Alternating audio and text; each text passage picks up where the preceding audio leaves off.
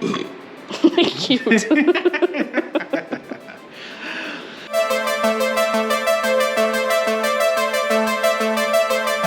Hi, Stephen Tanzi here, and this week I'm going to talk to you about computers. Now, the purpose behind this video is a lot of people view computers and have no idea what they're looking for. So my goal here is to kind of give you a brief overview of if you're going to go to the store today, what sort of things you should look for in a computer.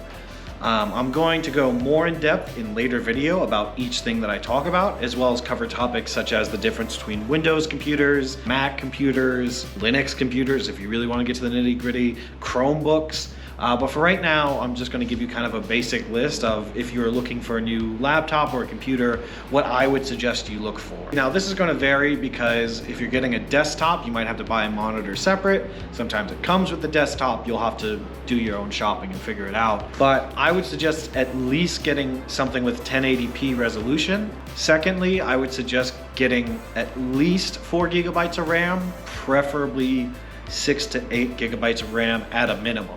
Now, obviously, the higher these numbers, the better, but you're going to start running into price range issues. So, obviously, if you can spend more money and get better computer parts, do it. But this is what I would look for if I was just getting a basic laptop.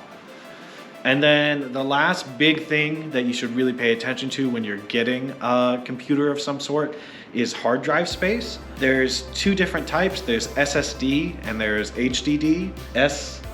SSD, is solid state drive, and it's a faster form of hard drives, which is HDD. So again, the SSD is going to be preferable, but usually you get smaller storage space with an SSD than you do a typical hard drive. For most people, everyday use, hard drive is going to be fine, and I wouldn't personally worry too much about how much storage is on the laptop itself, because external hard drives have become cheap enough where it doesn't really matter too much if you're just trying to do web browsing or basic Word functionality and stuff. The last thing I would suggest when you're looking for a computer is often you'll see processor specs, and there's usually two different companies that'll make these processors, Intel and AMD. Intel and AMD, they call things differently, but typically Intel has an i3, an i5, an i7. The bigger the number, the better the processor, and AMD has a Ryzen 3, Ryzen 5, and a Ryzen 7. Again, the bigger the number, the better. You'll normally see it as, say Intel i5, and then it'll say like 3.2 gigahertz or something along those lines. Basically, again, here, the bigger the number, the better. The faster that 3.2 number is, the gigahertz number, the faster that processor can process things.